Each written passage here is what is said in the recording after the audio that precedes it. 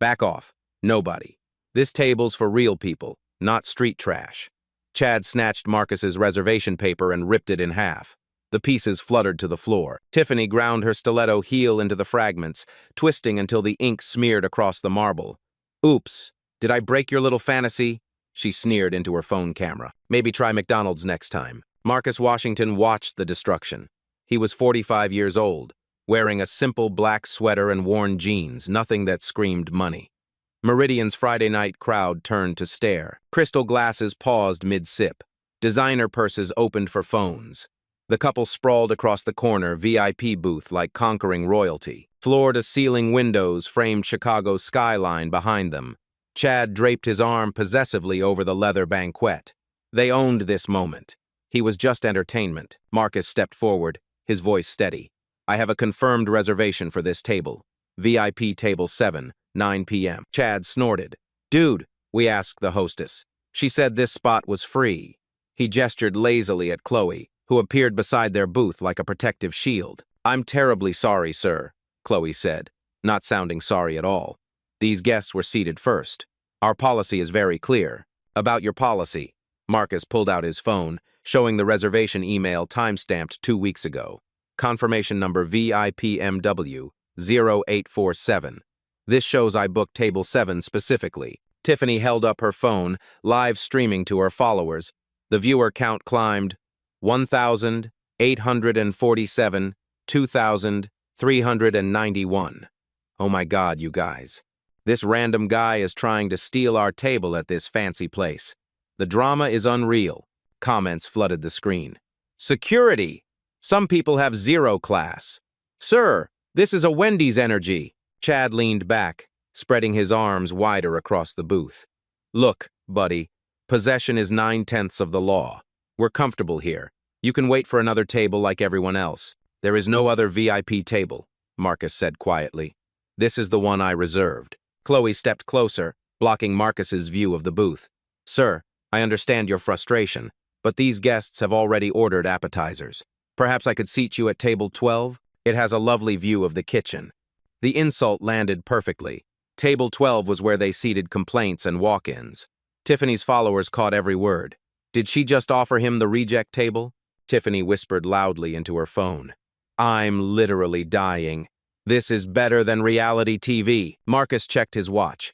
8:50, 2 p.m. His reservation time had passed 3 minutes ago. Around the dining room, other guests abandoned their conversations. Phones emerged from Hermes bags and Armani jacket pockets. The Friday night crowd sensed blood in the water. A silver-haired woman at table 3 leaned toward her companion. Some people simply don't understand their place. Her dining partner nodded knowingly. The staff should handle this before it becomes embarrassing. Marcus reached into his jacket pocket, his fingers brushing against cool metal, a black American Express Centurion card. The weight of it was substantial and familiar. Most people would never see one in person. The spending requirement was $350,000 annually just to qualify. He left it hidden. Instead, he pulled out a leather portfolio, soft cognac-colored calfskin, unmarked except for small gold initials, MW. Inside, documents weighted contracts, acquisition papers, board resolutions. Chad noticed the portfolio and laughed. What's that supposed to be? Your lawsuit papers? Good luck suing a place like this, pal. Tiffany zoomed her camera in. He's pulling out some random folder like it's going to change anything. Sir, this isn't Judge Judy. Her viewer count hit 3,847. The comments turned cruel. Imagine being this delusional. Someone call security before this gets weird. Main character syndrome much? Chloe gestured toward the restaurant's entrance. Sir, I think it would be best if I'd like to speak with the general manager, Marcus interrupted. I'll get him, Chloe said, relief evident. Let Robert handle this mess. Chad high-fived Tiffany. Finally, someone with authority to throw this guy out. Marcus's phone buzzed a text from an unknown number. Board meeting tomorrow, 8 a.m. Meridian acquisition complete. Congratulations, Mr. Washington. He silenced the phone. Tiffany's stream exploded with engagement. Viewers shared the link across platforms. The number VIP table drama started trending in Chicago. Someone screen-recorded the stream and posted it to TikTok with the caption, entitled Man Tries to Steal Couple's Restaurant Table. Within minutes, The video had 47,000 views. Chloe returned with Robert Vance, the general manager. He was in his mid-40 seconds, with a sharp suit and the kind of practiced smile that could cut glass. He surveyed the scene, the couple filming from their booth, Marcus standing with his portfolio, and 30-plus diners watching like it was dinner theater. "Good evening," Robert said, his tone already dismissive. "I understand there's some confusion about seating arrangements." Marcus handed him the reservation confirmation. Robert glanced at it for exactly 2 seconds. "Sir, our system shows this table was released due to our no-show policy. You were 3 minutes late. We operate on a very tight schedule during peak hours." 3 minutes, Marcus repeated. "Industry standard is a 15-minute grace period," Robert continued smoothly. "However, we make exceptions for special circumstances. These guests had a family emergency earlier and needed to be accommodated." Chad nodded solemnly, playing along. "Yeah, my grandmother is in the hospital. Very serious." Tiffany bit her lip to keep from laughing, still filming. Marcus looked at Robert. Really looked at him, the manager's confident posture, his expensive watch, a Rolex Submariner, probably $15,000. His custom-tailored suit, the way he positioned himself protectively in front of the couple's table. "Mr. Vance," Marcus said slowly, "are you certain you want to proceed with this approach?" Something in Marcus's tone made Robert pause, a subtle shift. The question held weight beyond its words, but Robert had an audience, paying customers to protect, a viral video to contain. "Sir, I'm going to have to ask you to leave the premises. Security will escort you if necessary." Marcus pulled out his phone again. The lock screen showed 47 missed calls and 23 text messages, all from numbers with area codes spanning 3 time zones: Chicago, New York, Los Angeles. The notifications kept buzzing. "Expecting someone important?" Chad mocked. "Your parole officer?" Tiffany's followers ate it up. Comments flooded faster than she could read them. "Drag him! Security! Security! This is giving me second-hand embarrassment." "Actually," Tiffany said, addressing her camera, "this is kind of sad. Like, imagine being this desperate to sit somewhere you clearly can't afford." She panned the phone toward Marcus. "Sir, you know they check your bank account before they let you order, right?" The nearby tables erupted in barely concealed laughter. A woman in diamonds whispered to her husband, "The audacity of some people." Robert's confidence solidified. The crowd was with him. This was damage control 101. Remove the problem before it affected the restaurant's reputation. "I'm calling security now," he announced loudly enough for the room to hear. Marcus glanced at his watch again. Not a cheap knockoff, but a Patek Philippe Nautilus in platinum, the kind that cost more than most people's cars. The kind that had a 2-year waiting list, even for millionaires. Nobody noticed. Chloe had already disappeared toward the security office. Chad ordered another round of drinks, settling deeper into the booth, like a king claiming his throne. Tiffany's viewer count hit 5,200 and was climbing. Number VIP table scammer. Joined number VIP table drama, trending across social platforms. But Marcus's phone kept buzzing, text after text after text. "Board meeting confirmed tomorrow, 8 a.m. Meridian Chicago acquisition. MW Hospitality legal team standing by. Congratulations on the Meridian Restaurant Group purchase, Mr. Washington. Sir, the Chicago mayor's office called about your restaurant opening event." He silenced each notification without reading them fully. The countdown clock in his mind ticked louder. 2 security guards emerged from the back corridor, big men in black suits, earpieces glinting under the crystal chandeliers. They moved with practiced efficiency, positioning themselves on either side of Marcus like human barriers. "Gentlemen," Robert announced loudly, "we have a guest who's refusing to comply with restaurant policy." The taller guard, name tag reading Miller, stepped closer. "Sir, we're going to need you to come with us." Tiffany's live stream exploded. Viewer count, 7,400 and climbing exponentially. Comments blurred past faster than human eyes could follow. Security called, "This is about to get real. Someone's getting arrested tonight. World star moment incoming." Chad leaned back in the booth, arms spread wide like he owned the entire restaurant. Finally, some action. "I was getting bored." "Don't hurt him too badly," Tiffany called out, phone trained on Marcus. "I need good footage for my highlight reel." The dining room had transformed into an amphitheater.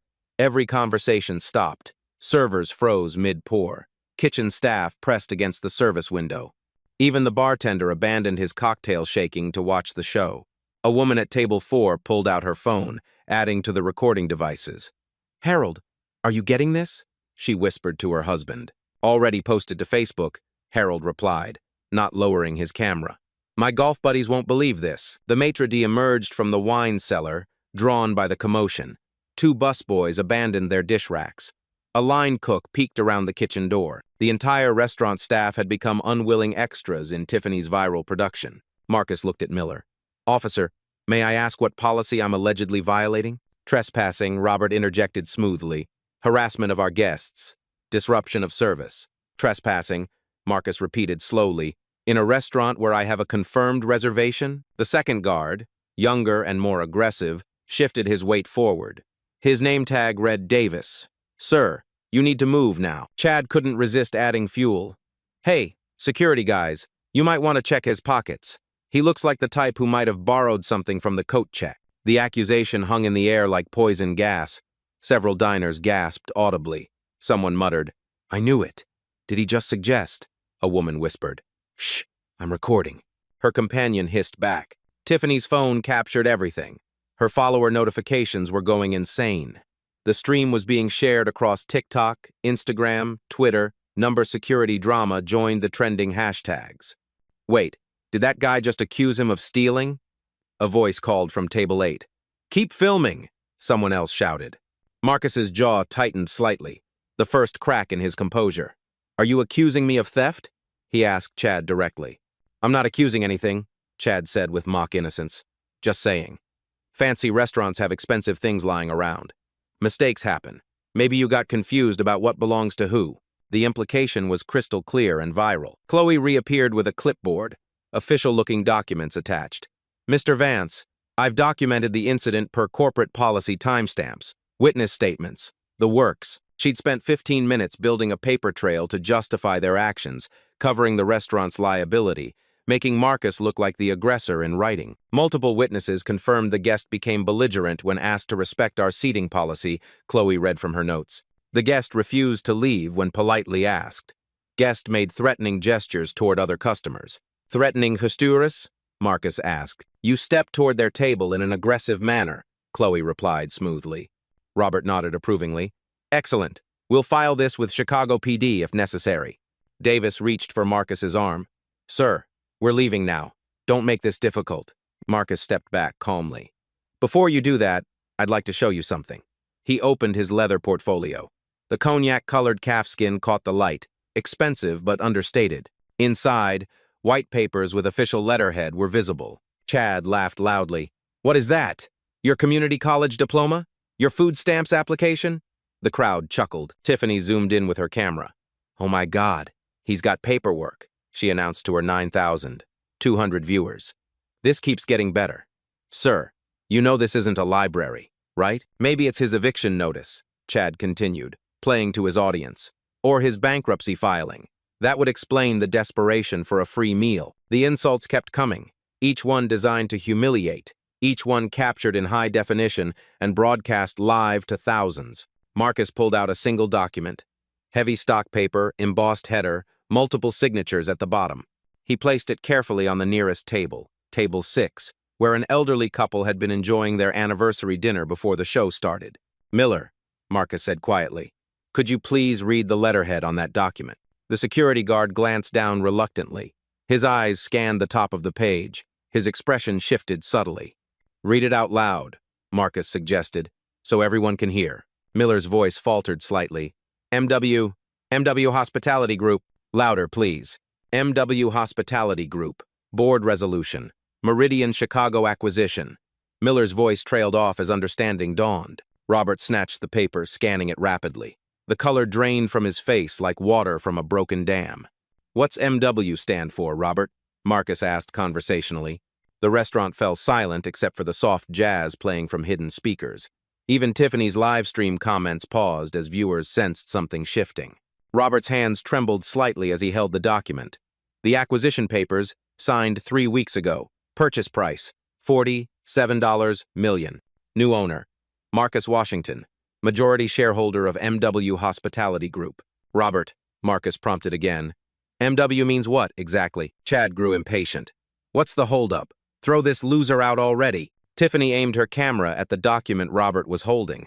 What's that paper supposed to prove? That he's got a good printer? Anyone can fake documents these days, Chad added dismissively. I could print something like that in 5 minutes. Marcus reached into his portfolio again. This time he pulled out a second document, then a third, then a fourth. Each one official, each one damning. Corporate tax documents showing MW Hospitality Group's annual revenue, $2.3 billion. Stock certificates proving Marcus Washington owned 78% of company shares. A business license listing him as CEO and primary owner. Insurance documents naming him as the policyholder for 847 restaurant locations across North America. Marcus Washington, he said quietly. MW. I believe that clears up any confusion about the letterhead. Miller stepped back involuntarily. Davis lost his aggressive posture entirely. Chloe's clipboard clattered to the floor, but Marcus wasn't finished. This document, he continued, lifting the acquisition papers, shows I purchased Meridian Chicago 3 weeks ago for $47 million cash. He pulled out another paper. This one shows I also acquired the entire Meridian Restaurant Group 23 locations. Total purchase price, $847 million. The numbers hit the room like physical blows. $847 million. Not thousands, not hundreds of thousands. Nearly $1 billion. Tiffany's live stream erupted. Wait, what? Is this real? Oh my God, oh my God, oh my God. Plot twist of the century. Her viewer count hit 14,800 and was climbing. Marcus looked directly at Chad, who was still sprawled across the VIP booth. So, when you say possession is 9/10 of the law, you're absolutely right. I possess this table. I possess this restaurant. I possess this building. Chad's smirk finally died. I possess the entire block. The silence stretched like a taut wire, 30 seconds of absolute quiet except for the jazz music, which suddenly seemed absurdly cheerful. Then Marcus delivered the final blow. Which brings us to an interesting question. His voice remained calm, almost conversational. What do you suppose happens when someone tries to steal a table from the person who owns everything they can see? Time, 9:04 p.m. The silence stretched across Meridian like ice cracking under pressure. Every face in the restaurant turned toward Marcus, waiting for his next move. Tiffany's live stream viewer count hit 16,900. The comment section moved too fast to read. Chad shifted uncomfortably in the booth. For the first time tonight, his confidence wavered. Look, whatever game you're playing with fake papers. Robert, Marcus interrupted quietly, would you please call your corporate office? Ask them who purchased this restaurant 3 weeks ago. Robert's face had gone gray. The acquisition papers in his hands felt suddenly heavy, like evidence at a crime scene. Mr. Washington, we had no idea. No idea about what? Marcus asked. That you were. That you are the owner, Robert finished. The person who signs your paychecks. The one who approved your salary increase last month. Robert's knees nearly buckled. The salary increase. The memo that came from corporate headquarters. The mysterious new owner they'd all heard whispers about but never met. MW Hospitality Group, Marcus Washington. It hit him like a freight train. Miller slowly backed away from Marcus, hands raised apologetically. Sir, if we had known. If you had known what? Marcus's voice remained calm, but steel had entered his tone. If you had known I was wealthy, would you have treated me differently? Is that how service works here? Davis stammered. No, sir. That's not. We treat all guests. The same way you treated me tonight? Marcus gestured toward the booth where Chad and Tiffany sat frozen. By assuming I was a criminal? By threatening to arrest me for requesting my own table? Chloe dropped her clipboard entirely. The sound of it hitting the marble echoed through the silent restaurant like a gunshot. Tiffany's phone trembled in her hands. Her live stream had exploded across social media. The comments were no longer mocking Marcus. They were questioning everything they'd just witnessed. Wait, is he actually the owner? Holy. This just got real. Did we just watch discrimination live? This is about to go viral for all the wrong reasons. Chad finally found his voice. Okay, look, if you really are who you say you are, then this is just a big misunderstanding. Misunderstanding? Marcus pulled out his phone. The missed calls and texts were still flooding in. He scrolled through them deliberately, reading aloud. Congratulations on the Meridian acquisition, Mr. Washington. The board is excited about your vision for Chicago dining. Another text. MW Hospitality legal team standing by for any issues during transition period. Another. Sir, the mayor's office called about scheduling your restaurant opening ceremony. He looked up at Chad. Which part is the misunderstanding? The part where you called me street trash, or the part where you ripped up my reservation for my own table? The color drained from Chad's face like someone had pulled a plug. Marcus continued reading. Financial Times wants to interview you about the $847 million Meridian Restaurant Group acquisition. Scheduling for next week. $847 million. The number hung in the air like a physical presence. Tiffany's viewer count was approaching 20,000. Someone had screen recorded her entire stream and posted it to TikTok with the caption, "Couple accidentally discriminates against billionaire restaurant owner." The TikTok already had 127,000 views and was climbing. Marcus walked slowly toward the VIP booth. Chad and Tiffany pressed themselves against the back of the banquette, as if trying to disappear into the leather. "You asked me what I was going to do," Marcus said quietly. "Call my lawyer? Well, I don't need to. My legal team is MW Hospitality Group's legal team. 17 attorneys on retainer." He pulled out another document from his portfolio. "This is my personal net worth statement, required for the acquisition loan. Would you like me to read the number?" "No," Chad whispered. Marcus read it anyway.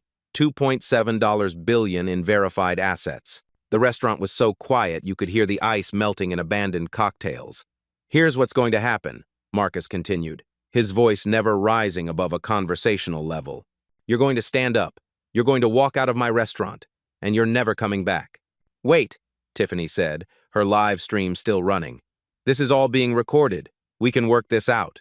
"Yes, it is being recorded," Marcus agreed. "By you, on your own social media, broadcasting your discrimination to 20,000 people and counting." He pulled out his own phone and opened it to a contact list. Names scrolled past: Chicago Tribune, CNN, NBC, Chicago, Fox News. "I have contacts at every major news outlet in Chicago. They'll be very interested in this story. Viral video of discrimination at high-end restaurant.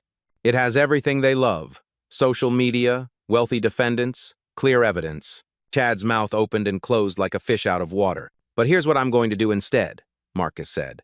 "I'm going to let your own video speak for itself. No press calls, no interviews.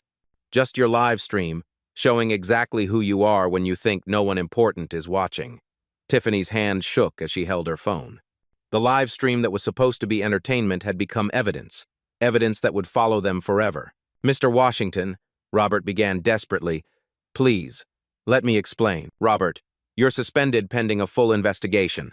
Chloe, you're terminated. Immediately. Security." Marcus looked at Miller and Davis. "You'll both complete bias training within 48 hours or find new employment." He turned back to Chad and Tiffany. "As for you two, you're banned from all 847 megawatts hospitality locations worldwide. Your names and photos will be distributed to every manager by tomorrow morning." Chad's mouth moved soundlessly. Tiffany's live stream viewers were posting screenshots, sharing the moment across every social platform. Their faces were already becoming memes. Marcus reached into his jacket pocket and pulled out his Black American Express Centurion card. The metal caught the light, unmistakably real, impossibly exclusive. "This card requires $350,000 in annual spending just to qualify," he said conversationally. "I use it to pay my weekly restaurant bills." He placed it on the table next to the acquisition papers. "Now," Marcus said, looking directly at Chad, "would you please remove yourself from my table? I have a dinner reservation to keep." The power in the room had shifted completely. The man they'd dismissed as nobody controlled everything they could see. The table they'd stolen belonged to him. The restaurant they'd claimed superiority in was his property. The security guards who'd been called to remove him now stood at attention, awaiting his orders.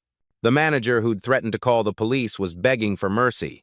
The couple who'd humiliated him were cornered in his booth, facing consequences they never imagined possible. Tiffany's live stream had documented their downfall in real time, broadcast to a growing audience that was sharing their disgrace across the internet.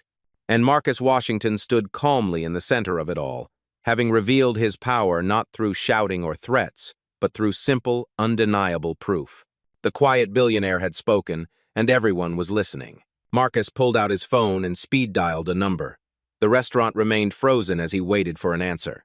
"Sarah, it's Marcus." "Yes, I know it's Friday night. We have a situation at Meridian, Chicago that requires immediate board attention. He put the call on speaker. A woman's professional voice filled the silence.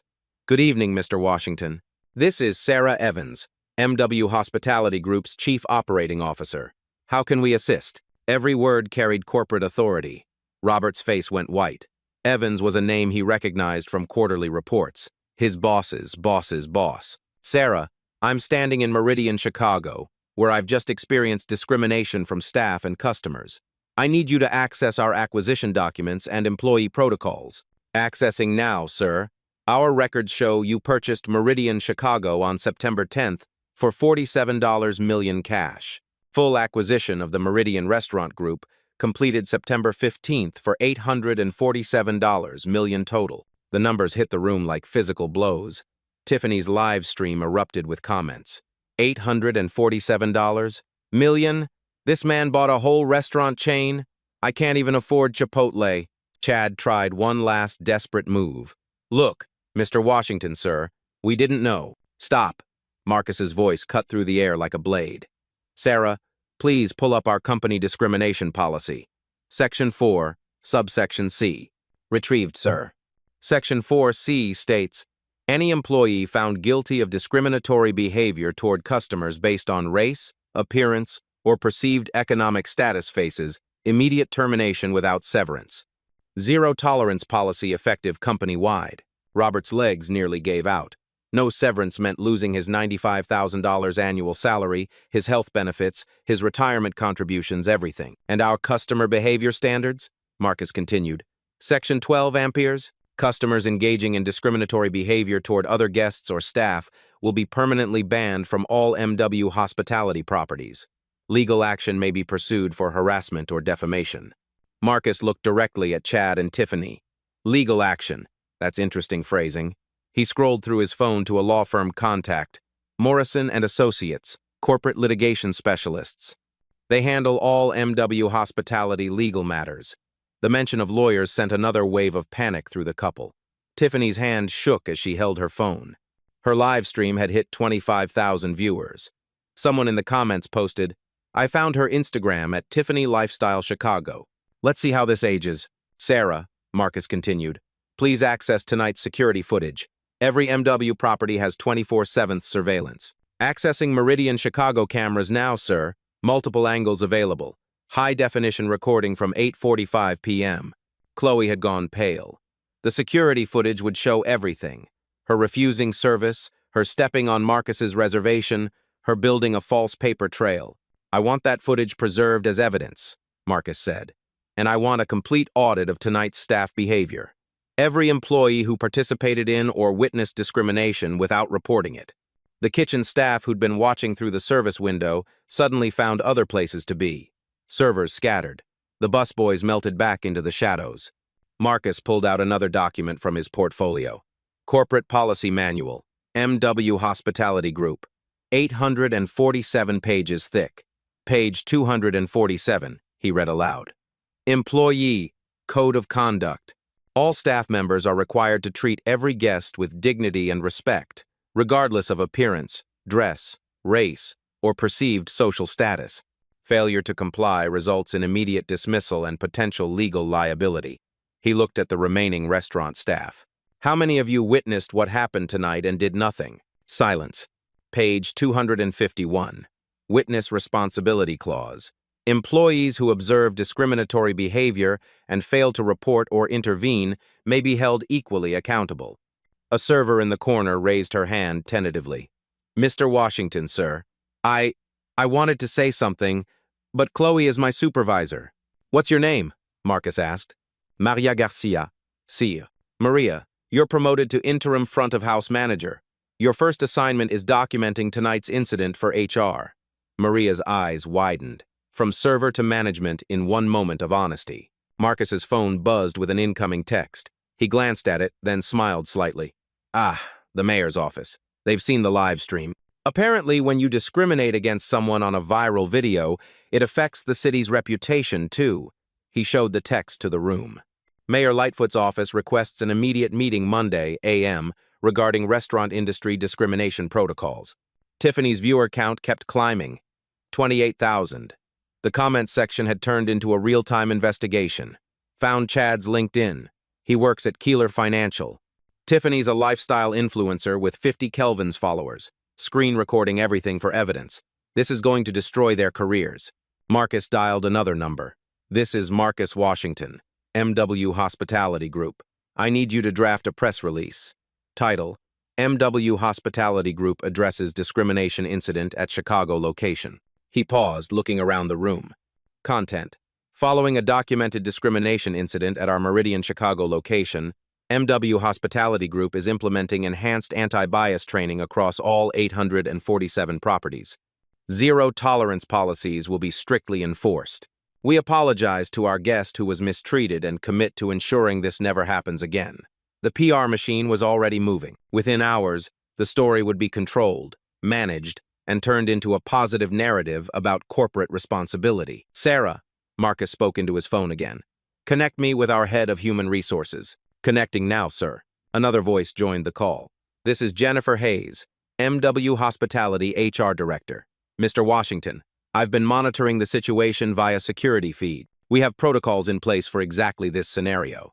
Excellent. Jennifer, I want full employee files on Robert Vance and Chloe, background checks, performance reviews, any previous complaints. Accessing now, sir. Robert Vance, 8 years with the company. 2 previous customer complaints regarding attitude towards certain demographics. Chloe, 3 years. 1 formal warning for inappropriate comments about guest appearance. The pattern was there. This wasn't isolated behavior. It was systemic prejudice that had been ignored. Chad finally spoke, his voice barely a whisper. What do you want from us? Marcus considered the question. I want you to understand the consequences. Your live stream has been screen recorded and shared across social media. Your faces are now permanently associated with discrimination. Your employers will likely see this video. Your friends, your families, your colleagues, they'll all know exactly who you are. He pulled out his Centurion card again, holding it up to catch the light. This card gives me access to exclusive events, private clubs, and high-end restaurants across the globe. Places you'll never see. But more importantly, it represents something you clearly don't understand, that you never know who you're talking to. Tiffany's phone captured every word. Her own evidence was convicting her. Sarah, Marcus continued, I want a comprehensive report on tonight's incident. Full documentation. And I want new protocols implemented immediately. Understood, sir. What specific changes would you like? Marcus looked around Meridian's dining room. Every guest was watching. Every server was listening. Every moment was being recorded. First, mandatory bias training for all customer-facing staff. Monthly workshops, not annual. Second, customer feedback systems with direct lines to corporate for discrimination reports. Third, mystery shopper programs to test our equity standards. He paused, ensuring everyone heard the next part. Fourth, any location that fails our bias audits will be closed, pending retraining. We'll sacrifice short-term profits for long-term integrity. The financial implications hit Robert like a sledgehammer. Closing locations meant lost revenue, unemployment for staff, and failed quarterly targets. His career in hospitality was over. Fifth, I want diversity consultants hired for each region.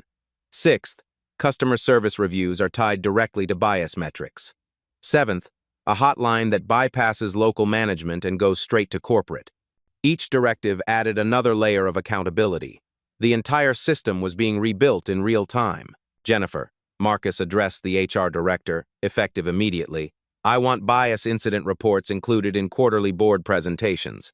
Make discrimination prevention a key performance indicator. Understood, sir. We'll have new protocols distributed to all 847 locations by Monday morning. Marcus walked slowly toward the VIP booth where Chad and Tiffany still sat, paralyzed by the enormity of their situation.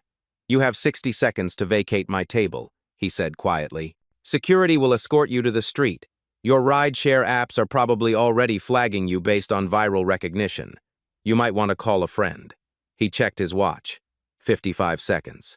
Chad scrambled out of the booth like it was on fire. Tiffany fumbled to end her live stream, but it was too late. The damage was already screenshotted, recorded, and shared beyond recall. Mr. Washington, Robert tried one final plea. My family depends on this job, my mortgage, my children's school. Your family will survive your poor judgment, Marcus replied. The question is whether you'll learn from it. Report to corporate Monday morning for your termination interview. HR will explain your options. As Chad and Tiffany hurried toward the exit, Marcus called after them. Oh, and Tiffany? You might want to delete your social media accounts. The internet has a very long memory. The couple disappeared into the Chicago night, their humiliation broadcast live to 31,000 viewers and saved forever in the digital cloud. Marcus finally sat down at his table. His table, in his restaurant, in his building. He opened the menu calmly, as if nothing had happened. I'll have the Wagyu beef, he told Maria, who approached nervously. Medium rare, and a bottle of your 2015 Bordeaux. The quiet billionaire was ready for dinner. Time, 9:18 p.m. Monday morning, 8:47 a.m., MW Hospitality Group headquarters, downtown Chicago. Robert Vance sat in the sterile conference room, hands trembling as he faced the termination board. Jennifer Hayes, HR director, read from his file with clinical precision. 8 years of employment, 2 previous discrimination complaints. Friday night's incident represents a pattern of behavior inconsistent with company values. Across town, Chloe cleaned out her apartment. The viral video had cost her everything. Job, apartment lease, the landlord saw the footage, even her relationship. Her boyfriend's text was brutal. Can't be with someone who treats people like that. The internet had spoken. Meridian discrimination was trending nationally. But the real changes were happening systematically. Marcus stood in the Meridian Chicago dining room at 9:15 a.m., watching contractors install new equipment, digital feedback stations at every table, QR codes linking directly to corporate discrimination reporting, cameras with advanced audio recording capabilities. Mr. Washington, Maria Garcia approached nervously. 3 days as interim manager had aged her visibly. The new bias training consultant is here. Dr. Aisha Williams entered Harvard PhD in social psychology, a consultant for Fortune 500 companies. Her resume included transforming corporate cultures at Amazon, Apple, and Goldman Sachs. Mr. Washington, I've reviewed Friday's footage. What happened here represents institutional failure, not just individual prejudice. Marcus nodded. Explain. Your staff had no protocols for bias intervention, no training on recognizing discrimination, no safe reporting mechanisms. Chloe and Robert weren't outliers. They were products of a system that never taught them better. She pulled out a tablet showing data analytics. I've surveyed your 847 locations. 63% of managers admit to making appearance-based seating decisions. 47% report witnessing discrimination, but staying silent. The numbers painted a picture Marcus couldn't ignore. Friday night wasn't an anomaly, it was inevitable. What's your recommendation? Complete cultural overhaul, not just training transformation. Within hours, Dr. Williams had teams deployed across MW hospitality properties. Every location would undergo the same intensive reformation. Tuesday, 2:30 p.m. Keeler Financial Services, downtown Chicago. Chad Thompson sat across from his CEO, Patricia Cole. Between them lay printed screenshots from Tiffany's live stream, 47 pages of evidence. Our clients saw this, Patricia said coldly. Fortune, 500 companies, pension funds. They're asking if Keeler Financial employs people who discriminate based on race. Chad's mouth went dry. Patricia, I was having drinks. It was a misunderstanding. A misunderstanding? She slid another document across the table. This is a formal complaint from the Illinois Department of Human Rights. They're investigating whether your public behavior reflects Keeler's internal practices. The complaint had teeth. State investigators would audit Keeler's hiring, promotion, and client service records, looking for patterns of discrimination. We're terminating your employment, effective immediately. Security will escort you out. Chad's $187,000 salary vanished with 8 words. Across town, Tiffany stared at her phone. Her Instagram followers had plummeted from 50,000 to 12,000 inches 4 days. Brands were canceling sponsorship deals. Her lifestyle influencer career was over. But the real consequences were deeper. Her apartment building's management company had sent eviction papers. Creating public disturbances that reflect poorly on property reputation violated her lease agreement. Her parents in Phoenix wouldn't take her calls. Her college sorority sisters had removed her from group chats. The viral video had destroyed not just her career, but her entire social network. Wednesday, 10 a.m., Chicago City Hall. Mayor Lori Lightfoot faced a room full of restaurant industry leaders. The Meridian incident had sparked citywide conversations about discrimination in hospitality. "We're implementing new municipal requirements," she announced. "All restaurants with liquor licenses must complete annual bias training. Random compliance inspections will be conducted. Violations result in license suspension." The policy would affect 2,847 Chicago establishments. Marcus's viral moment had created legislative change. Thursday, 6 p.m., Meridian, Chicago reopening. The restaurant looked identical but felt completely transformed. Dr. Williams had spent 3 days retraining every employee. New protocols were posted visibly. Dignity First policy. Every guest receives identical service, regardless of appearance, dress, race, or perceived status. Discrimination reports go directly to ownership. Witnesses have a duty to intervene. Marcus watched the evening service from table 7, his table. Maria moved confidently as head manager, implementing the new systems. Servers approached every guest with identical energy. Kitchen staff had been trained on respectful customer interaction. The feedback stations buzzed with activity. Guests could rate their experience on bias. Free service with anonymous, direct lines to corporate. A young black couple entered, dressed casually in jeans and sneakers. The host smiled genuinely, checking them in without judgment. They were seated at a prime window table. Marcus smiled. Progress. Friday evening. Exactly 1 week later.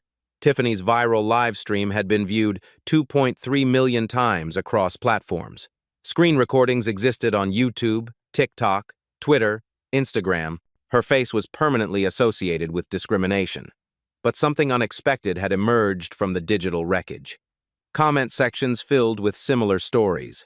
Thousands of people sharing their own experiences with restaurant discrimination. The video had sparked national conversations about bias in service industries. CNN featured the story. Viral video leads to hospitality industry reform. The Today Show interviewed Dr. Williams about unconscious bias in customer service. Harvard Business School added the incident to their ethics curriculum.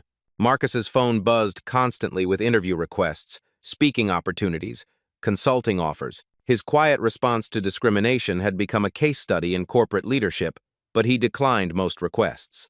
The real work was happening in his restaurants. Saturday morning, MW Hospitality Group quarterly review. Sarah Evans presented transformation data to the board.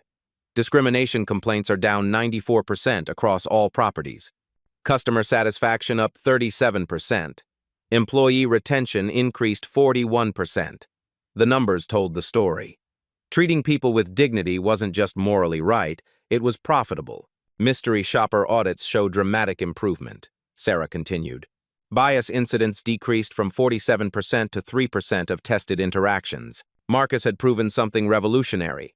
Calling out discrimination and implementing systematic change could transform entire industries. 6 months later, Robert Vance worked as a night manager at a small diner in suburban Milwaukee. The demotion hurt, but he'd completed bias training voluntarily, slowly rebuilding his reputation. Chloe had moved to Portland, working retail while taking community college courses in social work. The viral shame had forced deep self-reflection.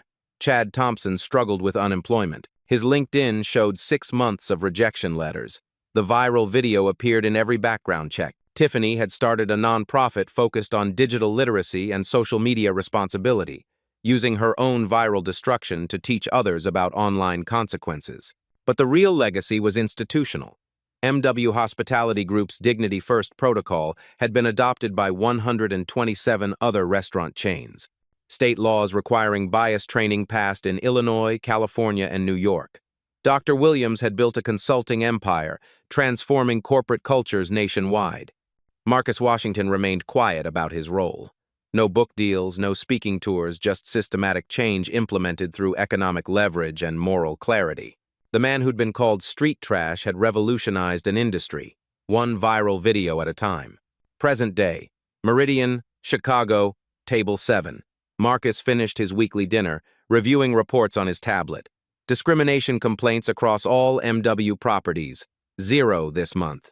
Customer satisfaction scores, all-time highs. Employee morale surveys, unprecedented positivity. He paid his bill and left a generous tip for Maria, who'd transformed from a nervous server into a confident leader. Walking toward the exit, Marcus paused at the memorial plaque Dr. Williams had insisted on installing. Dignity first. In memory of every person who was judged by appearance rather than character, and in commitment to ensuring it never happens again. The quiet billionaire stepped into the Chicago night, having proved that real power lies not in wealth or status, but in using privilege to create justice. The revolution had been live-streamed, and everyone was watching. 2 years later, Marcus Washington received a letter. The envelope bore no return address, just careful handwriting that seemed familiar. Inside was a single page from Chloe. Mr. Washington, I graduated from social work school yesterday. I work with hospitality workers now, teaching bias awareness. I'll spend my life making sure what I did to you never happens to anyone else. Thank you for showing me that consequences can become catalysts for change. Marcus set the letter aside, smiling quietly. Redemption was possible, even for those who'd fallen furthest. His phone buzzed with the quarterly report.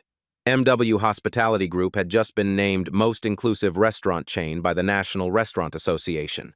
2 years of systematic change had created industry leadership. But the real victory was simpler. Last week, a homeless veteran had entered Meridian, Chicago, hoping to use the restroom. Instead of being turned away, Maria seated him at table 12, offered him a free meal, and connected him with social services. The man cried, saying it was the first time anyone had treated him with dignity in months. That moment, captured by security cameras but never publicized, represented everything Marcus had fought for. Dignity without conditions. Respect without prerequisites. The ripple effects continued expanding. Harvard Business School now taught the Meridian model as required curriculum. Dr. Williams had consulted for hundreds of companies beyond restaurants. The Dignity First protocol existed in hotels, retail stores, banks, and hospitals across America. 3 states had passed Marcus Washington laws requiring bias training in customer service industries. Discrimination complaints in hospitality dropped 73% nationwide. But perhaps most importantly, a generation of young workers had learned that treating everyone with respect wasn't just moral. It was profitable. Marcus thought about that Friday night 2 years ago being called street trash, watching his reservation torn apart, standing surrounded by people who judged him unworthy. He could have walked away, filed lawsuits, used his wealth to destroy their careers more completely.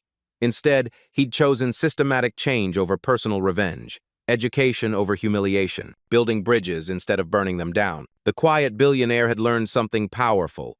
True revolution happens not through anger or violence, but through persistent, principled action through using privilege to lift others up rather than tear opponents down. Tiffany's viral live stream, intended to mock him, had become a teaching tool viewed by millions. Her moment of cruelty had created decades of compassion. Chad's discrimination had sparked laws protecting countless future customers. Chloe's bias had led to her becoming an advocate for respect and dignity. Robert's termination had opened space for Maria's leadership. Even destruction could become construction if channeled correctly. Marcus Washington had proven that sometimes the most powerful response to hate is not hate in return, but the patient work of building a better world. Remember, you never know who you're talking to, but more importantly, it shouldn't matter. Everyone deserves dignity. Every person, every time. Share your story. What moment made you realize the power of quiet dignity over loud anger? Comment below. How can we create more accountability for discrimination in public spaces? Tag someone who shows strength through grace under pressure. Subscribe to Blacktail Stories for more narratives of resilience, justice, and the transformative power of principled leadership. A single, weathered necklace was about to expose a 2-3-year-old lie and shatter the lives of New York's elite. Crystal chandelier cast dancing shadows across marble floors as designer gowns swept past polished shoes. This was the Hartford Museum Spring Gala, where New York's elite gathered to celebrate wealth disguised as charity. 2-3-year-old Amara Bennett moved through the crowd, black uniform, white apron, invisible, the way servers always are. She balanced a tray with the practiced grace of someone who's worked 3 jobs since high school. Against her dark skin, a silver necklace caught the light. A crescent moon intertwined with a compass rose. Weathered, old, beautiful. A woman's voice cut through the murmur. Isn't it inappropriate for the help to wear jewelry, especially something so ostentatious? Heads turned. Whispers rippled. Amara's hand instinctively touched the necklace, the only possession from a past she couldn't remember. Then, Everything stopped. 1-year-old Eleanor Whitmore stood frozen. Her champagne glass slipped, shattering on the floor. Her face drained of color. She stared at the necklace, her lips forming silent words. Victoria, have you ever wondered what a single object could unlock? What secrets hide in plain sight, waiting for the right moment to shatter everything you thought you knew? 3 days earlier. Amara's apartment in the Bronx, 482 square feet, peeling paint, a window that wouldn't close all the way, but it was hers. Nursing textbooks covered every surface: anatomy, pharmacology, patient care. Finals were in 2 weeks. Between double shifts at prestige catering events and studying, sleep was a luxury she couldn't afford. On her makeshift desk sat a worn manila folder. Her entire history. Inside, she opened it, revealing the same documents she's read 1,000 times. Birth certificate. Baby girl Bennett. Ward of the state. Date found. June 15th, 2002. Location. Roosevelt Medical Center, New York. A single photograph of the necklace was attached, with a handwritten note. This was pinned to your blanket when they found you. I kept it safe. Mrs. Miller, Judith Miller, her foster mother from age 12 to 16, the only person who ever felt like family, had been dead for 7 years now, from cancer. Amara traced the compass rose with her finger. 4 directional points, north, south, east, west, and beneath them, engraved in tiny script. May 29th, 2002, 2 weeks before she was found abandoned. Her roommate, Tessa Rodriguez, appeared in the doorway. Fellow nursing student, best friend, the sister she chose. You're doing it again. Tessa's voice was gentle. The necklace thing. It means something, Tess. Amara didn't look up. This engraving, it's custom work. Expensive. Someone cared enough to have this made. Maybe your birth mom was rich and had a breakdown. Or maybe she was running. Amara closed the folder. Either way, I need to focus. Finals won't pass themselves. But the necklace stayed around her neck. It always did. For 21 years, she's never taken it off. Not once. 2 days earlier. Prestige Events Catering. A cramped office that smelled like coffee and stress. Greg Polson, Amara's supervisor, waved her in. He was in his mid-50 seconds, perpetually exhausted. 3 ex-wives, but decent enough. Big event tomorrow night. He slid a file across his desk. Hartford Museum Spring Gala. Eleanor Whitmore is making some massive announcement. $500 million to children's charities. Amara knew the name. Everyone did. Eleanor Whitmore, banking dynasty, widow of Charles Whitmore, with foundation work that's reshaped child welfare across 3 states. Childless, notoriously private, ruthlessly generous. We need reliable people. Greg tapped the file. It's double pay. And tips from these folks. He whistled. Could be a month's rent in one night. Amara calculated. Double pay would cover next semester's books, and maybe even catch her up on electricity. I'm in. Professional attire only. Greg's expression turned serious. No jewelry except simple studs. These people notice everything. They judge everything. Amara's hand moved to her necklace. No exceptions. Greg cut her off. I'm serious, Amara. One complaint and we lose the contract. She nodded, but her fingers stayed wrapped around the silver crescent. She's never taken it off. Not for gym class, not for hospital clinicals, not for anyone. Tomorrow wouldn't be different. Same time, across Manhattan, the Whitmore estate. 15,000 square feet of history and grief. Eleanor Whitmore sat in her private study. Lawyers and financial advisors crowded the room. Tomorrow's announcement, $500 million, was her life's work, but her attention kept drifting. Above the fireplace hung a portrait of a young woman with auburn hair and laughing eyes. Around her neck, a silver crescent moon necklace. Victoria Whitmore, 1980 to 2002. Her daughter, dead for 23 years. Patrick Hayes, Eleanor's assistant, noticed her distraction. At 37, he was sharp, loyal, and had been with her for a decade. Mrs. Whitmore? The speech revisions. Eleanor blinked. Victoria would be 45 now. Her voice was soft, distant. She would have loved this work, helping children. Patrick's expression softened. She'd be proud of you. Would she?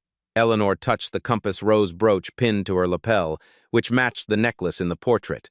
I couldn't save her. I couldn't even save her baby. The room went quiet. Everyone knew the story. The tragedy that broke Eleanor Whitmore. Victoria, 7 months pregnant. In a car accident. brain dead by morning. The baby didn't survive the emergency surgery. Eleanor buried them both, mother and child, in June 2002. The necklace disappeared that night from Victoria's personal effects at Roosevelt Medical Center. Gone, despite private investigators. Gone, despite a $50,000 reward. Gone, like her daughter, like her grandchild. Gone. Patrick cleared his throat. The gala tomorrow, it's about moving forward. Is it? Eleanor looked at the portrait, at the necklace frozen in oil paint. Or is it about pretending the past doesn't haunt us? She had commissioned that necklace in Florence in May 2001, a mother-daughter trip. 2 matching pieces, 1 necklace for Victoria, 1 brooch for herself, both engraved with the date they'd returned to collect them, May 29th, 2002. They never made that trip. Victoria died on June 12th, 2002, 2 weeks after the engraving date. The necklace was around her neck when the paramedics brought her in. By morning, it was gone. Eleanor had spent 23 years wondering who took it and why. Was it a simple theft or something darker? Tomorrow night, she'll stand before New York's elite and talk about hope, about giving children a future. She'll smile. She'll inspire. She'll pretend her heart isn't a graveyard, because that's what you do when you're Eleanor Whitmore. You survive. 2 women, 2 lives, 1 lost object. Tomorrow night, fate will force them into the same room, and nothing will ever be the same. The gala. Moments after the champagne glass shattered, security moved fast. 2 men in black suits appeared beside Eleanor.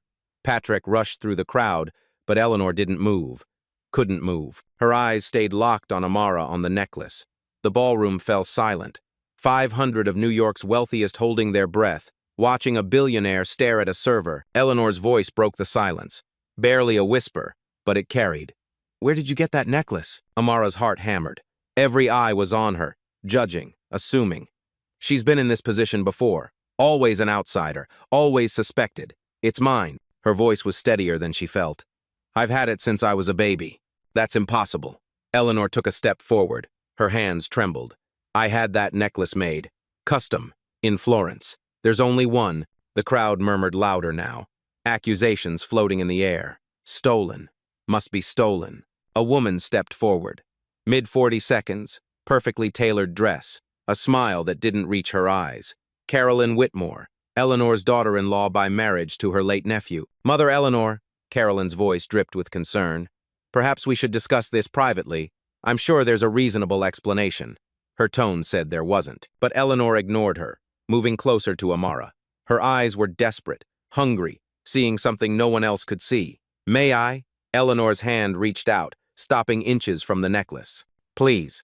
Amara wanted to run, to disappear like she's learned to do her whole life. But something in Eleanor's eyes stopped her. Not anger, not accusation. Grief. Raw. Devastating. Ancient. Amara nodded. Eleanor's fingers touched the silver, traced the compass rose, and found the engraving on the back. Her breath hitched. The 29th of May, 2002. Eleanor's knees buckled. Patrick caught her. "It's real," she whispered. Victoria's necklace. 20 minutes later, they were in a private room off the main hall. Amara sat across from Eleanor. Patrick stood nearby. 2 others had joined them. Detective Raymond Costa, 62, NYPD, semi-retired but on the Whitmore family retainer, and Dr. Miriam Okafor, a family reunification specialist and lawyer with sharp eyes that missed nothing. "I'm not pressing charges," Eleanor spoke first, direct. "I need to understand how you have that necklace." Amara's hands gripped her knees. "I was abandoned. An infant, outside Roosevelt Medical Center, on June 15th, 2002. The necklace was pinned to my blanket. That's everything I know." The room temperature dropped. Eleanor's face transformed, color draining, hands shaking harder. "June 15th? Roosevelt Medical? According to my intake papers, yes." Patrick and Detective Costa exchanged looks. Costa spoke carefully. "Mrs. Whitmore's daughter Victoria died on June 12th, 2002, at Roosevelt Medical Center. A brain aneurysm following a car accident." The words hung in the air. Impossible, terrible, true. Dr. Okafor leaned forward. "Miss Bennett, do you have medical records? Birth documentation?" "Just what the state gave me." Amara pulled papers from her purse. She always carried them, her entire identity in a folder, a generic birth certificate. No parent names, no history. Eleanor's hands shook as she removed her compass rose brooch and placed it on the table beside Amara's necklace. They were unmistakably matched. Same metalwork, same patina, same tiny maker's mark underneath. A.F. Firenze, Alessandro Ferretti, Florence. The jeweler Eleanor commissioned in 2001. Victoria was 7 months pregnant when she died. Eleanor's voice fractured, then broke. The doctors told me the baby didn't survive. An emergency C-section. Too much trauma. They showed me. They said it was over. Silence crashed through the room. Detective Costa cleared his throat. Mrs. Whitmore, if you're suggesting— I'm not suggesting. Eleanor's business voice surfaced, sharp, commanding. I'm stating facts. My daughter died at that hospital. 3 days later, a black infant was found abandoned at that same hospital wearing my daughter's necklace. I want to know what happened. Amara's world tilted, spun. Are you saying I might be? I'm saying we need DNA tests. Eleanor's eyes met hers. Immediately. 4 hours later, they were at a 24-hour medical lab in Manhattan. Cheek swabs, labels, chain of custody forms. The expedited processing cost more than Amara made in a month. Eleanor paid without blinking. While they waited, Detective Costa opened his laptop, accessing 23 years of digital archives from Roosevelt Medical Center. June 12, 2002, Costa read aloud. Victoria Whitmore, admitted 11:47 p.m. Motor vehicle accident, severe head trauma, passenger side T-bone collision at intersection of— Skip to the delivery. Eleanor's voice was tight, controlled. Emergency C-section performed at 1:23 a.m. due to fetal distress. Costa's frown deepened. Official record states infant female delivered stillborn at 1:51 a.m. Mother expired at 2:04 a.m. from cerebral hemorrhage. Eleanor closed her eyes, reliving the worst night of her life. Costa continued. June 15, 2002. Infant female found by maintenance worker Lewis Washington, 6:20 a.m., near the ER entrance. Estimated age, 3 to 4 days. The preliminary exam showed good health, no distress. The baby had one distinguishing mark. He paused. A small strawberry birthmark, left shoulder blade. Amara's breath stopped. Eleanor noticed. What is it? Amara's voice was barely audible. I have a birthmark. Left shoulder blade. Strawberry-shaped. The room froze. Show me. Eleanor stood. Amara hesitated. This was insane. This couldn't be real. But she turned, lowering her collar enough to reveal the mark, small, reddish, shaped like an irregular heart. Eleanor's sob tore through the quiet. Victoria had the same mark, in exactly the same location. Her father had it. Charles's mother documented it in all the family medical records, worried it was vascular. Patrick's face went pale. If the baby survived, why would they report her stillborn? Dr. Okafor's voice was grim, professional. Either catastrophic medical error or someone deliberately falsified the records. Detective Costa finished. Eleanor stood, her grief transformed into something harder, colder, more dangerous. Find out who delivered that baby. Find out who signed the death certificate. Find out who was in that delivery room. Her voice could cut glass. And find out why my granddaughter was abandoned like garbage while I buried an empty coffin. The next morning, the DNA results arrived via secure email. Dr. Okafor opened the attachment. Her hands were steady, professional, but her eyes betrayed emotion. She read aloud, each word landing like a hammer. Probability of biological relationship between Eleanor Whitmore and Amara Bennett. She paused. 99.97%. The room erupted. Carolyn Whitmore, who had inserted herself into this meeting, went pale. That's impossible. I was there. I saw Eleanor at the funeral. You saw a funeral for my daughter. Eleanor's voice was still. No one showed me the baby. They said it would be too traumatic. Amara couldn't breathe, couldn't think. 23 years of foster homes, poverty, loneliness, and questions no one could answer, all because of a lie. Why? Her voice broke. Why would someone do this? Patrick's expression darkened. Maybe we should ask who benefited from Victoria's death. All eyes turned to Carolyn. Her face flushed. How dare you? I wasn't even married to Thomas in 2002, but you were dating him. Patrick's voice was quiet, deadly. You were at the hospital that night. The temperature dropped. Detective Costa opened a new file. Let's talk about the delivery room. Who was there? Who had access? Who signed what? These are the kind of stories that remind us that sometimes the most touching stories are buried under decades of lies, and someone was willing to destroy a life to keep those lies hidden. Who falsified the hospital records? Why was Amara abandoned? And what did Carolyn know? 72 hours after the DNA results, Eleanor's estate attorney, Margaret Shen, arrived with boxes.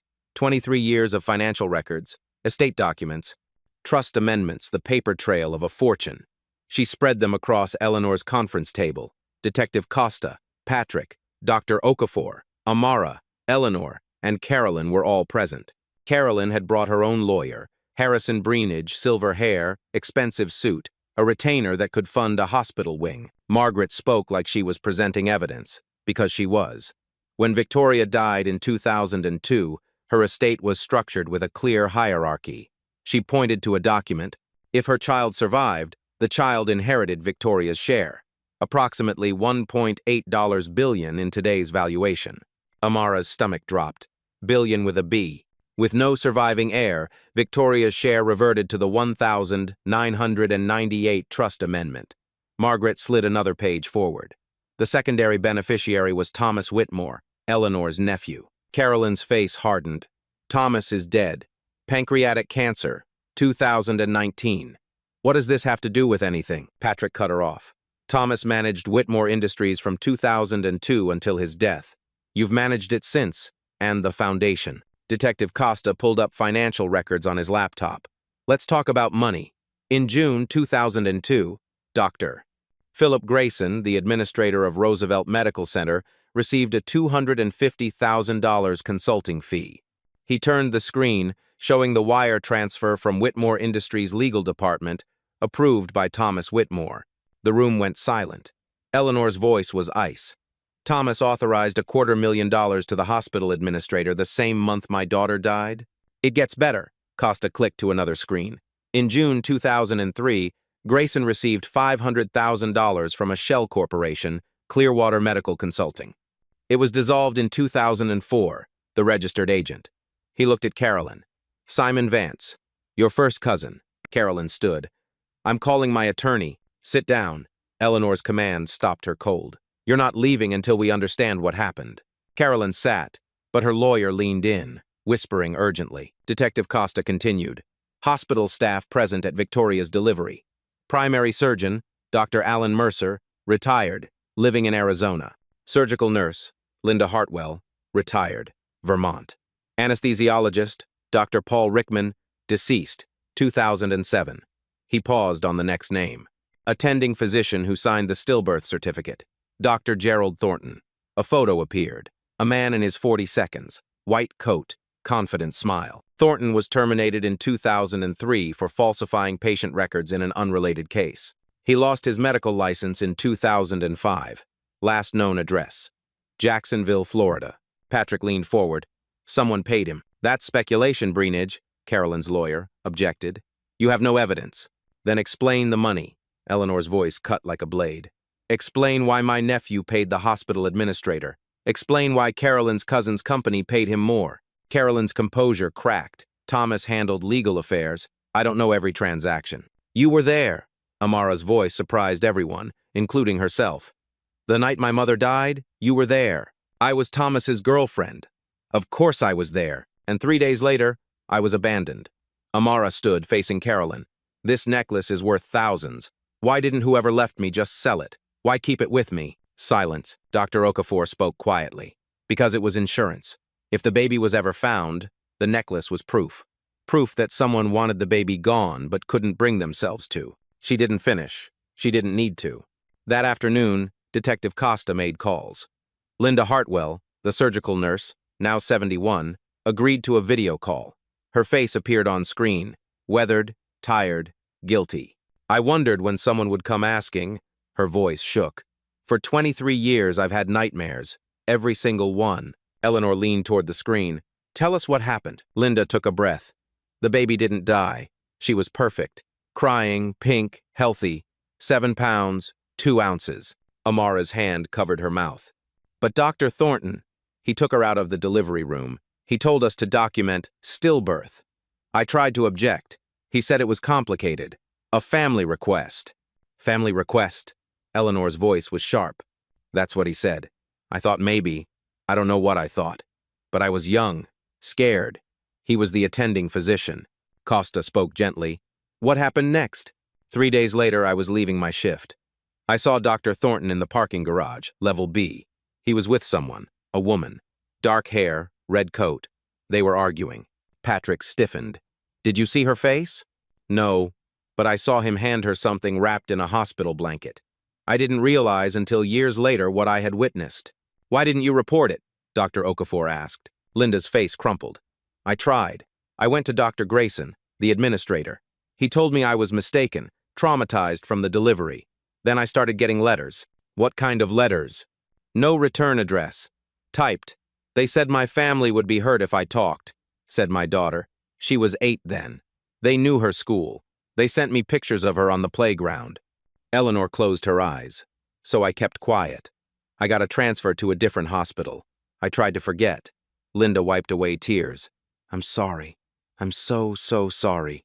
Amara couldn't speak, couldn't process. They threw her away. They threatened a woman into silence. All for money. Detective Costa paused the recording. Linda, the woman you saw, the red coat. Can you describe anything else? Expensive. Designer. Burberry, maybe. And she was tall, confident, moved like someone used to giving orders. Patrick's face went white. Carolyn had a red Burberry coat in 2002. I remember because Thomas bought it for her for Christmas in 2001. All eyes turned to Carolyn. She was pale, shaking. Thousands of women own red coats. This is absurd. You're building a conspiracy from, then take a polygraph. Eleanor's voice was cold, merciless. If you have nothing to hide, I don't have to prove my innocence. Actually, Breenage said quietly, given the evidence, you might want to cooperate. Even her own lawyer saw it. That night, in Eleanor's study, Amara sat by the window, looking at the city lights. She tried to process that she was a billionaire's granddaughter, that her entire life was a lie, that people had destroyed her for money. Eleanor entered with tea and sat beside her. I don't know how to be a family. Amara's voice was small. I don't know how to be your granddaughter. I don't know how to be a grandmother. Eleanor's honesty was gentle. But we'll learn. Together. They threw me away. Amara's voice broke. Like I was garbage. No. Eleanor took her hand. They stole you. They're not the same thing. You were wanted desperately. I just didn't know you existed. Amara looked at her. This woman who was a stranger, who was her grandmother, who had lost 23 years. What if we can't prove it? What if they get away with it? Eleanor's eyes hardened. They won't. I promise you that. A knock on the door. Patrick entered, his face grim. Detective Costa found Dr. Thornton in Florida. He's willing to talk. Eleanor stood. Then we go to Florida. There's something else. Patrick hesitated. A private security contractor, Keith Mallory. He's been asking questions about Amara, following her. Who hired him? Whitmore Industries Security Division. The approval code traces to Carolyn. These real-life stories teach us that when the powerful feel threatened, they don't just hide the truth, they hunt it. And Amara had just become the target. Jacksonville, Florida. 2 days later, Detective Costa and Patrick stood outside a rundown apartment complex with peeling paint, broken railings, and the smell of desperation. Dr. Gerald Thornton lived here now. 3rd floor, Unit 312. Costa knocked once, twice. Footsteps shuffled inside. The door opened to reveal a man who looked 80 but was only 67. Hollow eyes, shaking hands. The ghost of the confident doctor from the photo, Dr. Thornton. Costa showed his badge. Thornton's face drained. I knew someone would come eventually. He didn't ask why they were there. He already knew. Inside the apartment, Thornton sat on a stained couch, hands wrapped around a coffee mug. He couldn't stop shaking. I can't talk about that night. They'll kill me. Who will kill you? Patrick asked. I don't know. That's the point. Thornton's voice cracked. I've been running for 20 years, changing addresses, using cash. They still find me. Costa leaned forward. Tell us what happened.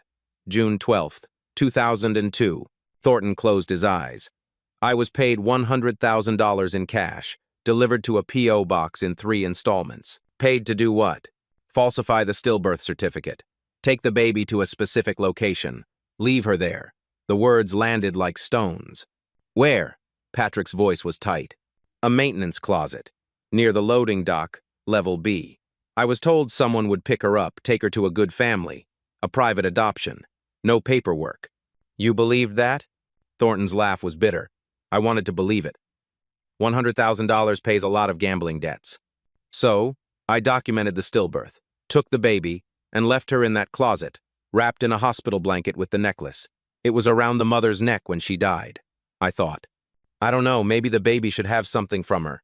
Costa's jaw tightened. What happened next? I left. I came back an hour later to check. The baby was gone. I thought everything went according to plan. Thornton's voice dropped. But 3 days later, I saw the news. Abandoned baby found at Roosevelt Medical. I realized whoever was supposed to pick her up didn't. They just moved her to the ER entrance and left her. Patrick stood, pacing. Who contacted you? Who set this up? I never met them directly. Everything was phone calls, burner phones, instructions delivered by text, money and cash drops. You must have heard something. A name, a voice. Thornton hesitated. There was one voicemail, left by mistake. A woman's voice. She said, "Tell Grayson it's done." Then she hung up, realized her error, and called back immediately to say, "Forget that message." Can you describe the voice? Educated, cold, used to giving orders. He paused, and she had a slight accent. Not strong, but there. European, maybe, or someone who'd lived abroad.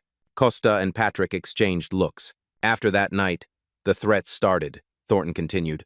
Letters, photos of my daughter at school, her route home. I moved to Florida, changed my name on lease documents, stopped practicing medicine, but they still found me.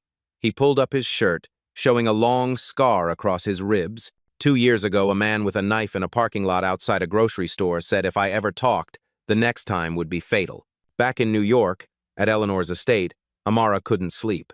It was 3 a.m. She was in the guest house. Eleanor insisted she stay in, with 24-hour security outside. Her phone buzzed. A text from Tessa. You okay? Saw the news. This is insane. The media had found out. Of course they did. Nothing stays secret in New York. Headlines were everywhere. Whitmore hire found after 23 years.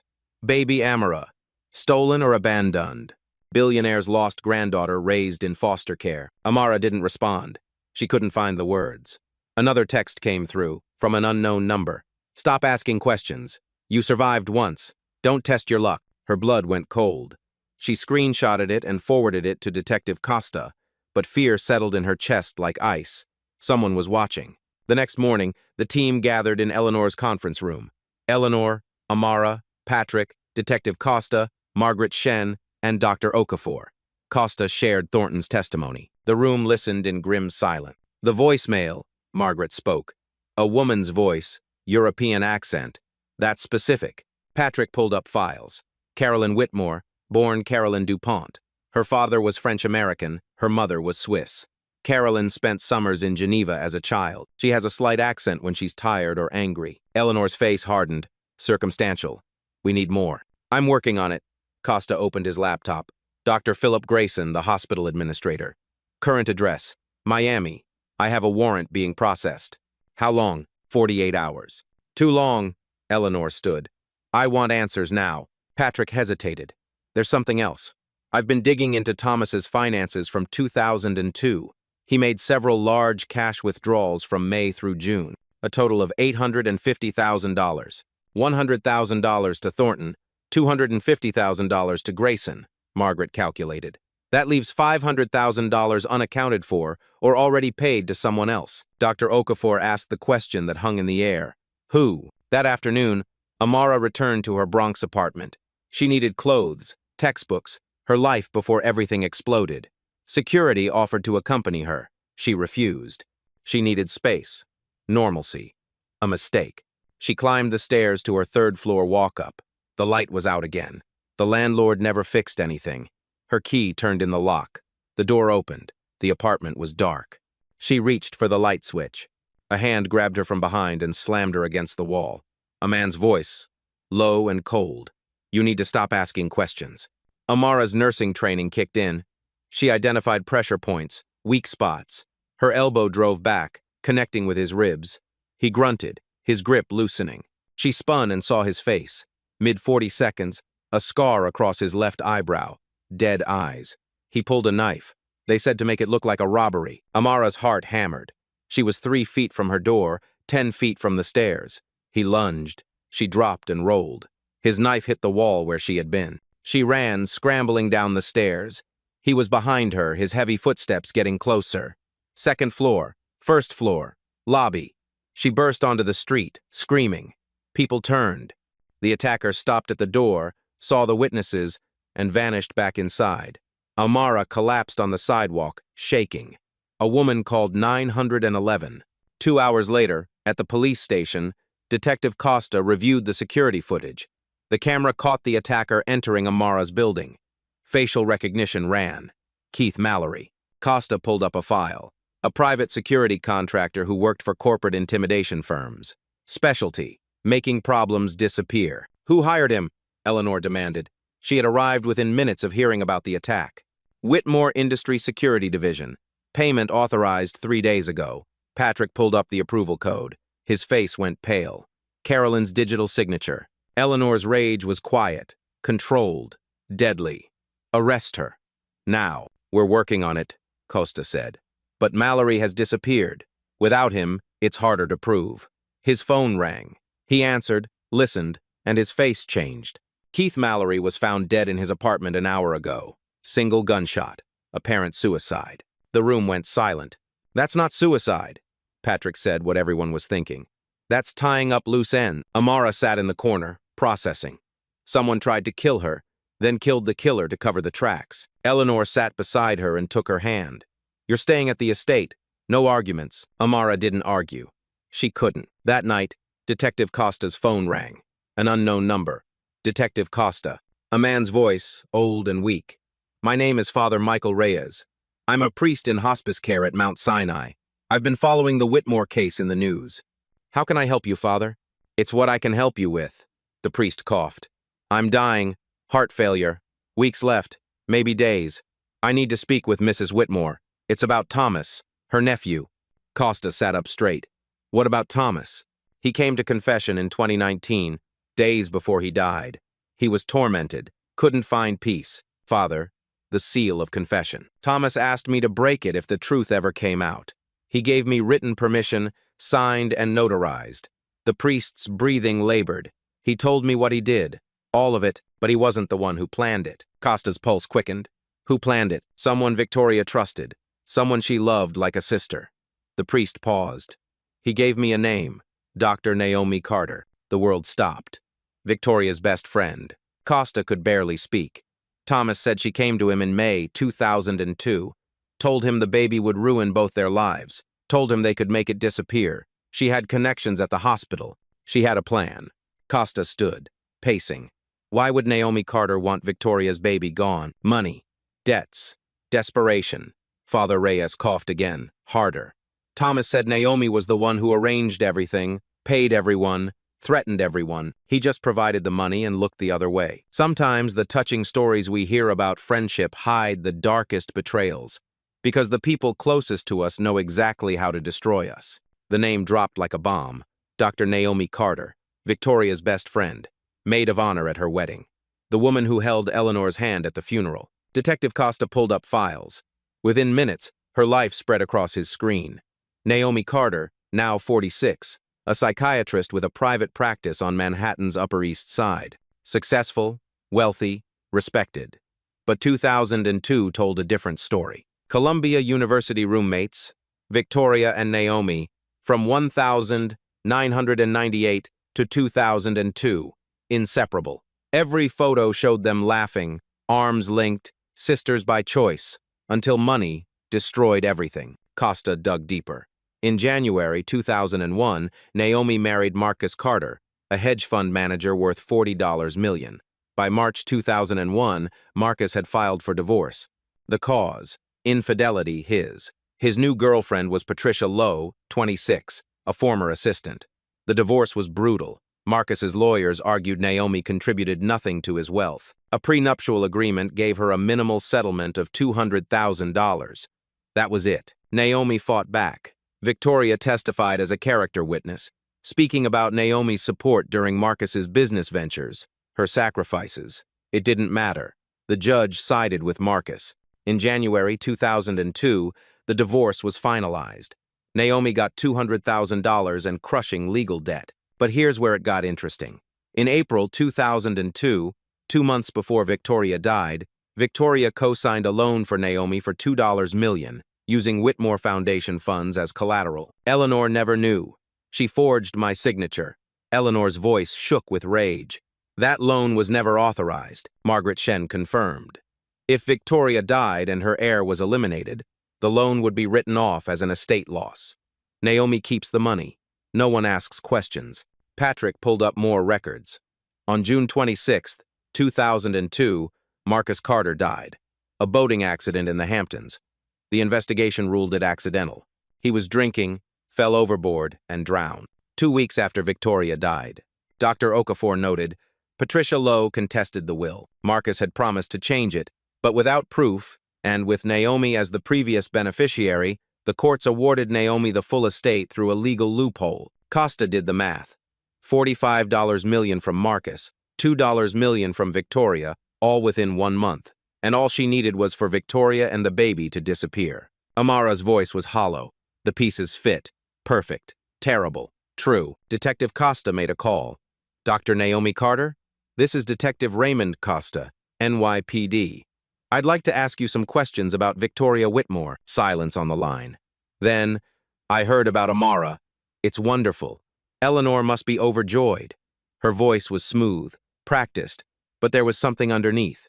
Fear. Would you be willing to come to the station? Clear up some timeline questions? Of course, though I'm not sure how I can help. That was 23 years ago. You remember it well enough. Another pause. Victoria was my best friend. You don't forget losing someone like that. No, Costa's voice hardened. You don't. They arranged a meeting for the next day at 2 p.m. Naomi agreed too easily, like she's been expecting this. That night, Eleanor couldn't sleep. She sat in her study, looking at photos of Victoria and Naomi. Birthday parties, graduations, holidays. In every photo, Naomi was smiling. Perfect teeth, perfect hair, a perfect mask. How did Eleanor miss it? The envy, the resentment, the rage hiding behind friendship. Patrick entered quietly. You couldn't have known. I should have. I'm supposed to protect my family. She fooled everyone, even Victoria. Eleanor touched a photo. Victoria laughed, Naomi beside her, arms around each other. She murdered my daughter, stole my grandchild, and I invited her to the funeral. Patrick had no response. Some betrayals are too deep for words. The next day, 2 p.m., at the police station. Dr. Naomi Carter arrived 15 minutes early. Designer suit, Hermes bag, lawyer in tow. Douglas Wainwright. Expensive, ruthless. She saw Eleanor in the conference room. Her mask slipped for half a second, then reconstructed. Eleanor. It's been too long. She moved to embrace her. Eleanor stepped back. Don't. Naomi's smile faltered.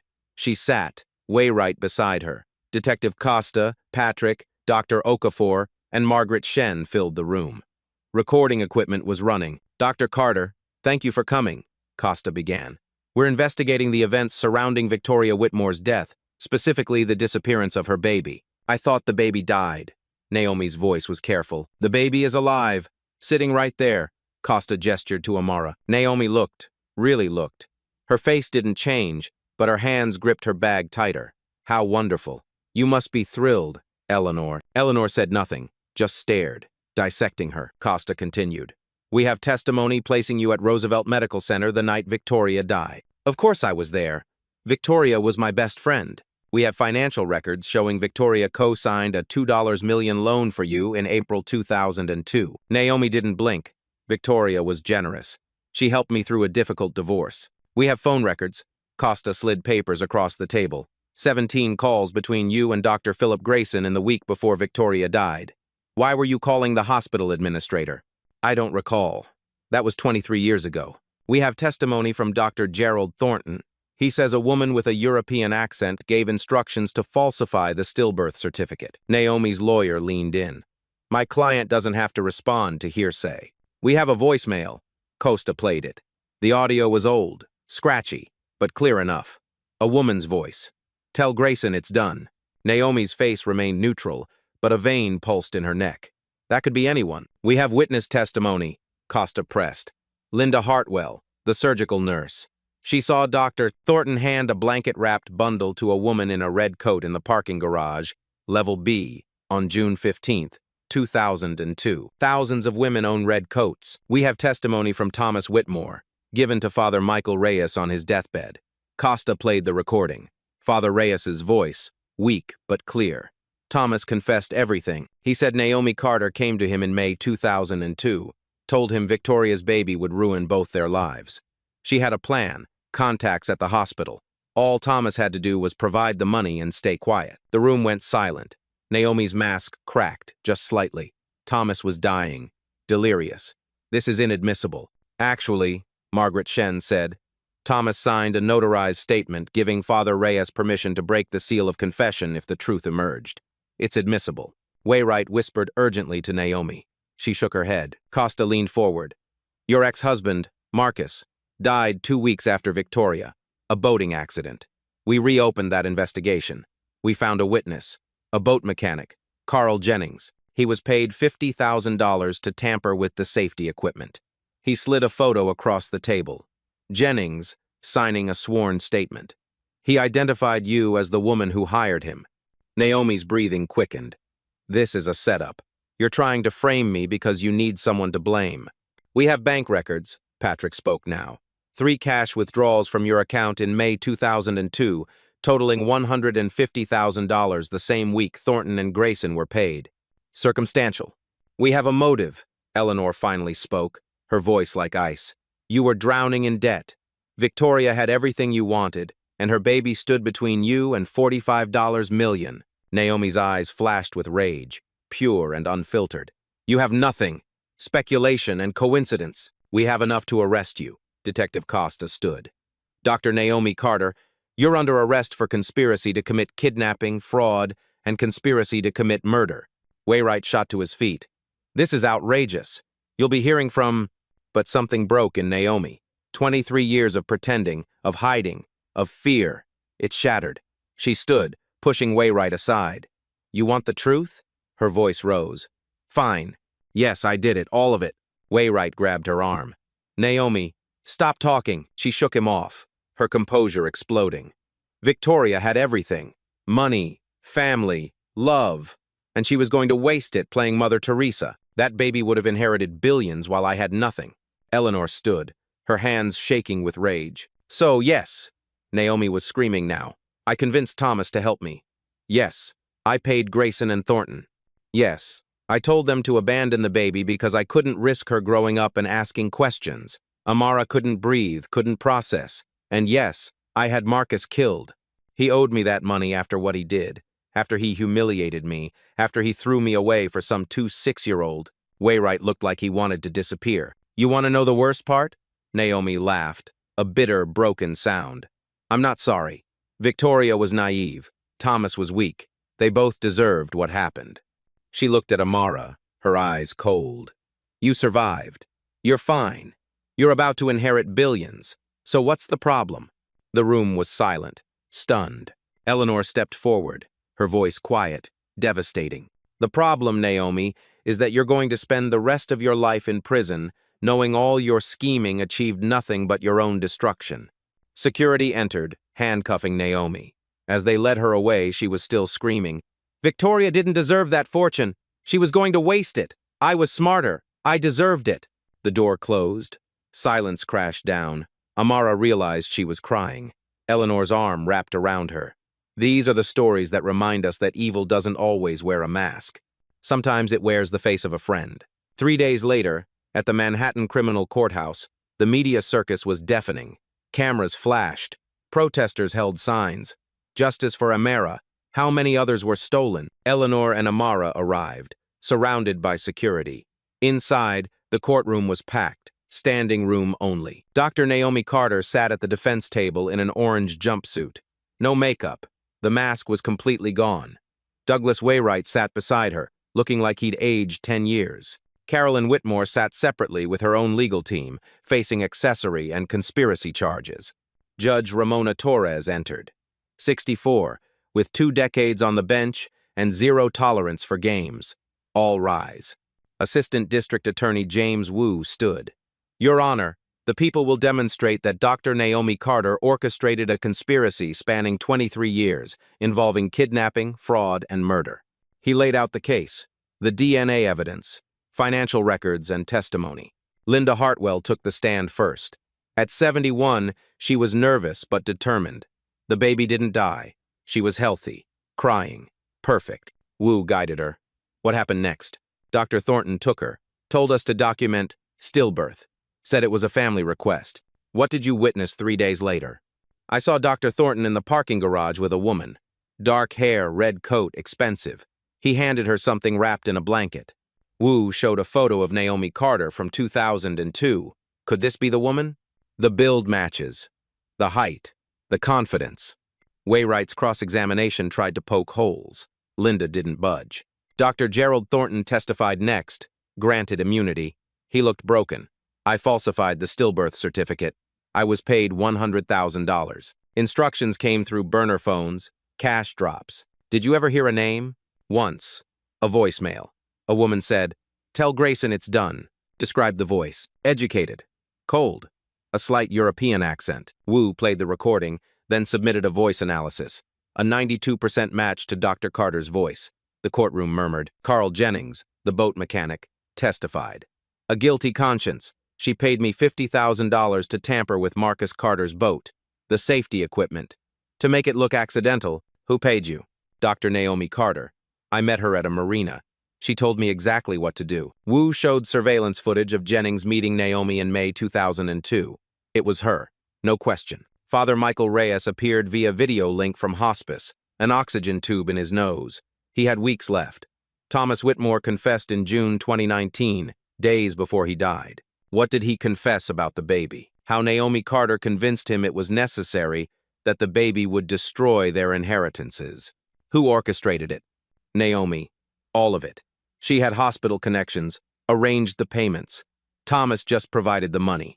Wainwright objected. Woo! Submitted Thomas's notarized permission. Judge Torres allowed it. Finally, Amara took the stand. The courtroom went silent. Wu approached gently. Miss Bennett, tell the court about your childhood. 7 foster homes before I aged out at 18. Some were good, most weren't. Did you have family support? I had no one. No records, no history. Just a necklace and questions. How did you survive? 2 jobs in high school, 3 in college, scholarships and loans. I worked every day to become a nurse. What did you think about your biological family? Amara's voice cracked. I thought they didn't want me. I thought I wasn't worth keeping. Eleanor's eyes filled with tears. Now you know the truth. Now I know I was wanted, but someone decided my life was worth less than money. She looked at Naomi. You stole 23 years from my grandmother. You condemned me to poverty. You killed people for money. Naomi stared back, showing no remorse. Wainwright's cross-examination. You stand to inherit billions. I don't care about the money. I care about my grandmother, the life we lost, the mother I never knew. Amara leaned forward. Money doesn't fix that. Whispers rippled through the courtroom. As Wu rested his case, Naomi snapped. She stood, pushing Wainwright away. You all act so righteous, but you do the same. Victoria was going to waste billions on charity, on strangers. Judge Torres banged her gavel. Dr. Carter, sit down. No. I worked for everything. Victoria had it handed to her. She didn't deserve it. Sit down, or I'll hold you in contempt. I'm already going to prison. Naomi laughed, a bitter sound. My only mistake was not destroying that necklace. Security moved toward her. Victoria was weak. Thomas was weak. And that baby, she pointed at Amara, should have stayed lost. Security restrained her, dragging her back as she continued to scream. Judge Torres's face was stone. I've heard enough. She reviewed the evidence, the testimony, the confession. Dr. Naomi Carter, I find probable cause on all charges. How do you plead? Naomi cut off her lawyer. Guilty. To everything. The courtroom exploded. For sentencing, Judge Torres's voice cut through the chaos. Dr. Carter, you destroyed lives, murdered 2 people, stole a child's identity, corrupted professionals, and threatened witnesses. She paused. I sentence you to life in prison without the possibility of parole. Sentences to be served consecutively, plus civil liability. Naomi didn't react. Empty. Carolyn Whitmore received 30 years, with parole after 20. Dr. Philip Grayson, 15 years. Dr. Gerald Thornton, 10 years, his license permanently revoked. As they were led away, Eleanor reached for Amara's hand. Justice was served. Outside the courthouse, reporters swarmed. Eleanor made a brief statement. My granddaughter was stolen 23 years ago by people I trusted. Today, justice affirmed that cruelty will not go unpunished. We ask for privacy as we heal. Amara spoke quietly. To every foster child wondering if you matter, you do. Your story matters. Don't let anyone tell you otherwise. The crowd erupted in support. They walked to the car, hand in hand, grandmother and granddaughter. The past couldn't be changed, but the future was theirs to write. In stories like these, justice doesn't erase the pain, but it proves that truth always finds its way home. 6 months later, Amara walked through the Whitmore Estate Gardens. The morning sun filtered through oak trees. Birds sang. It was a peace she never knew existed. She lived in the guest house now, a compromise. Eleanor wanted her in the main house, but Amara needed space, independence. They were learning, slowly. Eleanor wanted to give her everything: clothes, cars, vacations, to make up for 23 lost years in 6 months. Amara wanted to earn her own way, to finish what she started, to prove she was more than a lost heiress. They clashed often, but they were trying. Last week was Amara's nursing school graduation. Eleanor sat in the front row, tears streaming down her face as Amara crossed the stage. The degree was earned through her own work, her own sacrifice. Not family connections, not money, her own hands. Afterward, Eleanor hugged her and whispered, "Victoria would be so proud." Amara held on tight. "I wish I'd known her. You have her strength, her heart, her stubborn determination." Eleanor smiled through her tears. "You know her through yourself." They visit Victoria's grave together now, once a month, always on the 12th, the day she died. Eleanor places white roses. Amara places her hand on the headstone. "I'm here, Mom," she whispers every time. "I'm okay. We're okay." Eleanor doesn't cry anymore, not at the grave. She talks instead, telling Victoria about Amara's achievements, her plans, her life. Like Victoria is still listening. Maybe she is. The Victoria Whitmore Foundation launched with $200 million, the announcement Eleanor had planned to make 6 months ago. Now, it had a real operational focus. Foster children, education, scholarships, mental health services, and family reunification resources. Amara served on the board, using her experience, her pain, to help others. At the first meeting, she presented data, statistics, plans. Every year, 20,000 kids age out of foster care with no family and no support. We're going to change that. The board approved every proposal. Tessa Rodriguez was the first scholarship recipient, a full ride to Columbia's nursing graduate program. She hugged Amara after the announcement. "You did this. We did this," Amara corrected. "We're not letting anyone else feel forgotten." Systemic changes rippled outward. The Amara Bennett Act passed the New York State Legislature, requiring DNA banking for all abandoned infants and a comprehensive database with family connection protocols. Roosevelt Medical Center restructured completely, with new protocols and multiple verifications for any infant death certificate. Detective Costa now headed a new task force investigating hospital fraud and adoption corruption. They had already identified 12 suspicious cases. Dr.